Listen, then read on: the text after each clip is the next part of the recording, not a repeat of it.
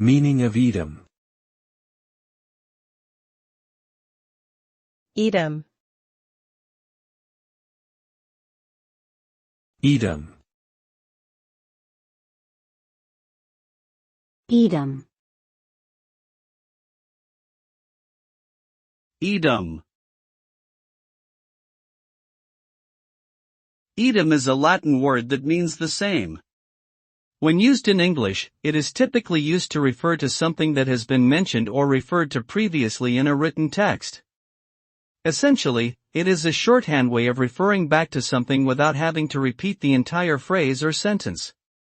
For example, if a writer mentions a book in one paragraph and then refers back to it in a later paragraph, they might use idem instead of repeating the title of the book. This makes the writing more concise and easier to follow for the reader.